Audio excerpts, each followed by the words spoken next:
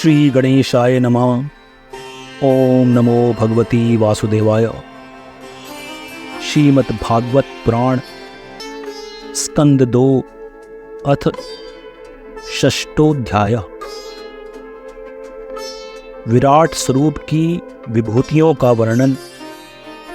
ब्रह्मा जी कहते हैं, उन्हीं विराट पुरुष के मुख से वाणी और उनके अधिष्ठात्र देवता अग्नि उत्पन्न हुए। सातों छंद उनकी 7 धातुओं से निकले हैं।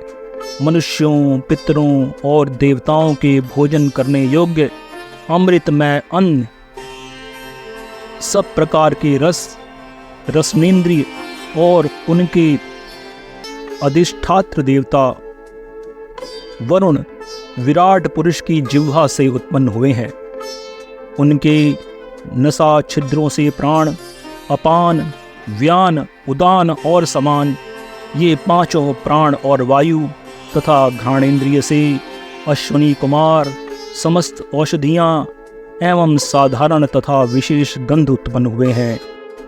उनकी नेतेंद्रिय रूप और तेज की तथा नेत्र गोलोक स्वर्ग और सूर्य की जन्मभूमि है। समस्त दिशाएं और पवित्र करने वाले तीर्थ कानों से तथा आकाश और शब्द श्रोतेंद्रियों से निकले हैं।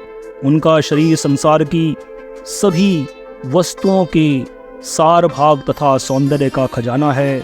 सारे यज्ञ, स्पर्श और वायु उनकी त्वचा से निकले हैं। उनके रोम सभी उद्भिज पदार्थों के जन्म स्थान हैं, अथवा केवल उन्हीं के जिनके यज्ञ संपन्न होते हैं। उनके केश, दाढ़ी, मूछ और नखों से मेघ, बिजली, शिला एवं लोहा आदि धातुएं तथा भुजाओं से प्रायः संसार की रक्षा करने वाले लोकपाल प्रकट हुए हैं। उनका चलना फिरना भू भुव स्वः तीनों लोकों का आश्रय है। उनके चरण कमल प्राप्त की रक्षा करते हैं और भयों को भगा देते हैं तथा समस्त कामनाओं की पूर्ति उन्हीं से होती है। विराट पुरुष का लिंग जल, वीर्य, सृष्टि, मेघ और प्रजापति का आधार है तथा उनकी जननेन्द्रिय मैथुन जनित आनंद का उद्गम है। नारद जी, विराट पुरुष की पायु इंद्रिय यम, मित्र और मल त्याग का तथा गुदा द्वार हिंसा, निश्चिति, मृत्यु और नरक का उत्पत्ति स्थान है। उनकी पीठ से पराजय, अधर्म और अज्ञान, नाड़ियों से नद नदी और हड्डियों से पर्वतों का निर्माण हुआ है।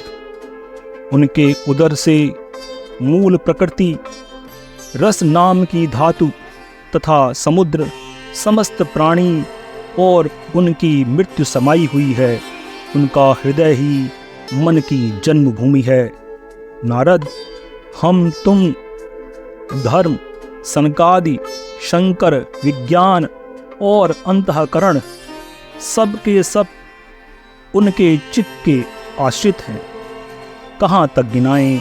मैं, तुम, तुम्हारे बड़े भाई सनकादि, शंकर, देवता, दैत्य, मनुष्य, नाग, पक्षी, मृग, रेंगने वाले जंतु, गंधर्व, अप्सराएं, यक्ष, राक्षस, भूत प्रेत, सर्प, पशु, पितर, सिद्ध विद्याधर, चारण, वृक्ष और नाना प्रकार के जीव जो आकाश, जल या स्थल में रहते हैं, ग्रह, नक्षत्र, केतु जैसे पुच्छल तारे, बिजली और बादल, ये सब के सब विराट पुरुष ही हैं। यह संपूर्ण विश्व जो कुछ भी कभी था, है या होगा, सबको वह घेरे हुए है और उसके अंदर वह विश्व उसके केवल 10 उंगल के परिमाण में ही है। जैसे सूर्य अपने मंडल को प्रकाशित करते हुए ही बाहर भी प्रकाश फैलाते हैं, वैसे ही पुराण पुरुष परमात्मा भी संपूर्ण विराट विग्रह को प्रकाशित करते हुए ही उसके बाहर भीतर सर्वत्र एक रस प्रकाशित हो रहा है। मुनीश्वर, जो कुछ मनुष्य की क्रिया और संकल्प से बनता है उससे वह परे है और अमृत एवं अभय पद मोक्ष का स्वामी है।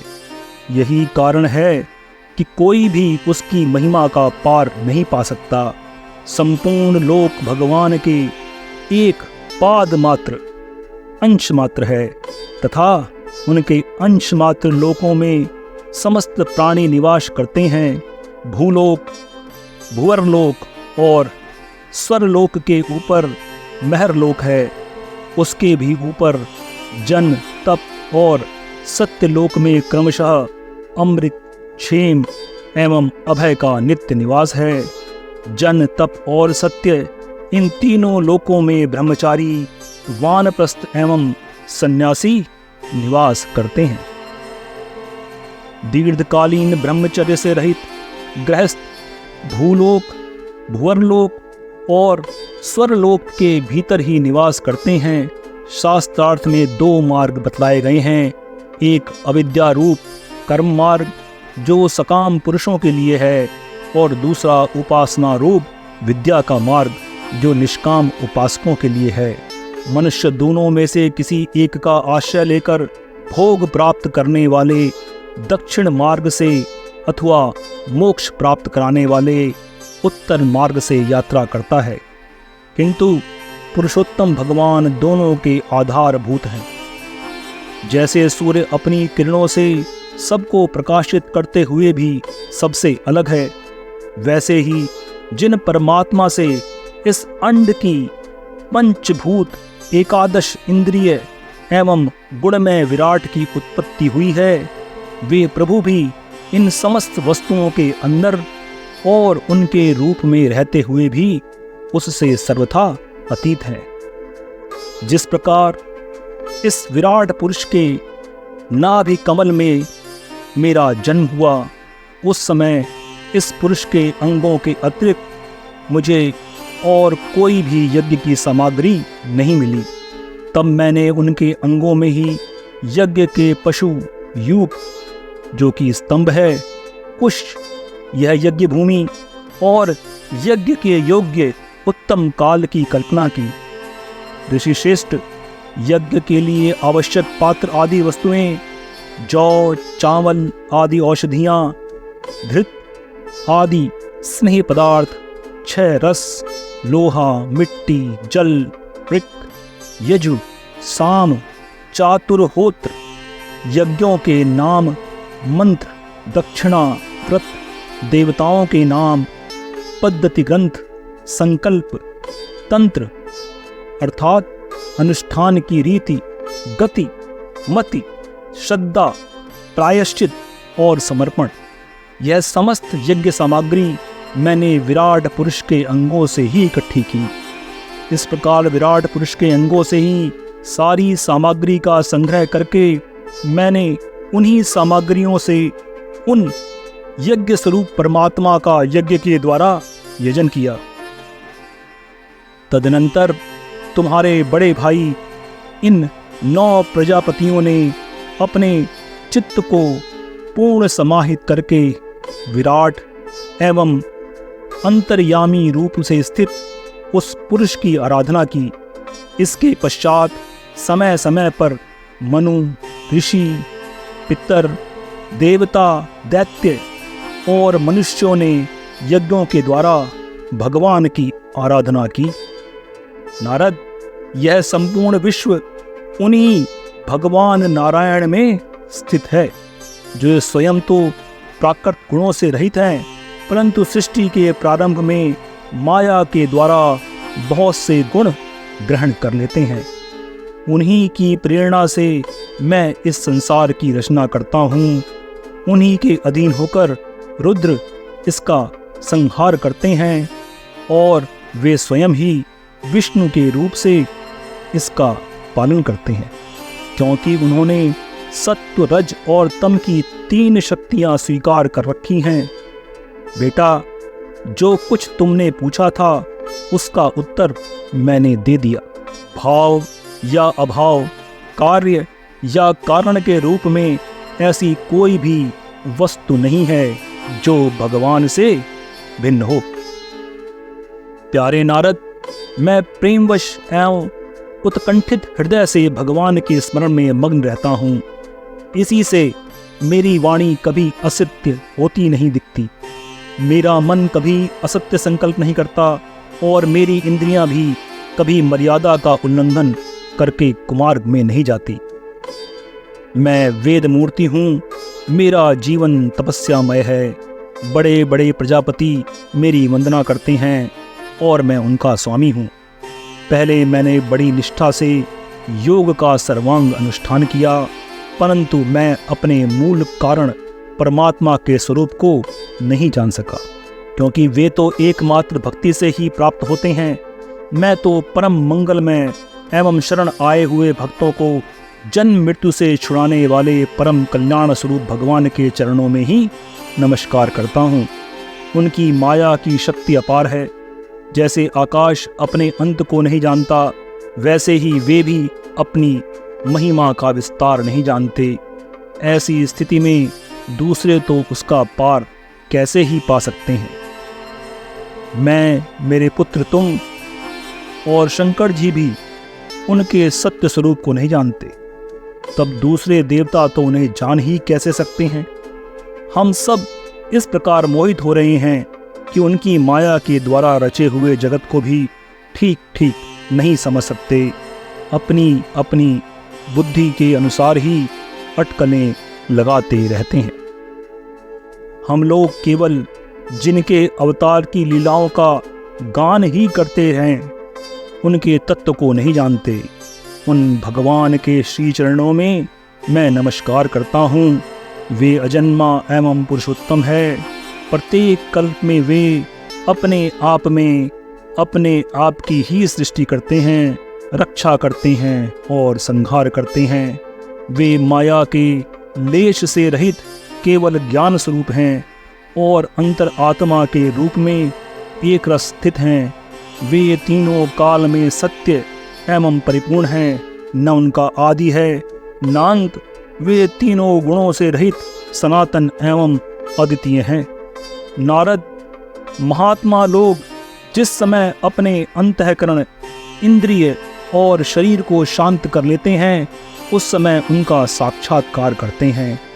परंतु जब असत पुरुषों के द्वारा कुतर्कों का जाल बिछाकर उसको ढक दिया जाता है, तब उनके दर्शन नहीं हो पाते। परमात्मा का पहला अवतार विराट पुरुष है। उसके सिवा काल, स्वभाव, कार्य, कारण, मन, पंचभूत, अहंकार, तीनों गुण, इंद्रियों, ब्रह्मांड शरीर, उसका अभिमान, स्थावर और जंगम जीव, सब के सब उस अनंत भगवान के ही रूप हैं। मैं, शंकर, विष्णु, दक्ष आदि ये प्रजापति, तुम और तुम्हारे जैसे अन्य भक्तजन, स्वर्ग लोक के रक्षक, पक्षियों के राजा, मनुष्य लोक के राजा, नीचे के लोकों के राजा, गंधर्व, विद्याधर और चारणों के अधिनायक, यक्ष, राक्षस, सांप और नागों के स्वामी, महर्षि, पितृपति, दैत्येंद्र, सिद्धेश्वर, दानवराज और भी प्रेत, पिशाच, भूत, कुष्मांड, जल जंतु, मृग और पक्षियों के स्वामी एवं संसार में और भी जितनी वस्तुएं ऐश्वर्य, तेज, इंद्रिय बल, मनोबल, शरीर बल या क्षमा से युक्त हैं, अथवा जो भी विशेष सौंदर्य, लज्जा, वैभव तथा विभूति से युक्त है, एवं जितनी भी वस्तुएं अद्भुत वर्ण वाली, रूपवान या अरूप हैं, वे सब के सब परम तत्वमय भगवत स्वरूप ही हैं। नारद, इसके सिवा परम पुरुष परमात्मा के परम पवित्र एवं प्रधान लीला अवतार भी शास्त्रों में वर्णित हैं। उनका मैं क्रमशः वर्णन करता हूँ। उनके चरित्र सुनने में बड़े मधुर एवं श्रवणेंद्रियों के दोषों को दूर करने वाले हैं। तुम सावधान होकर उनका रस लो। इति श्रीमद्भागवत महापुराणे द्वितीय स्कंदे षष्ठोध्याय। धन्यवाद। आप देख रहे थे गॉड ब्लेस टीवी हिंदी। हमारे साथ जुड़ने के लिए सब्सक्राइब अवश्य करें।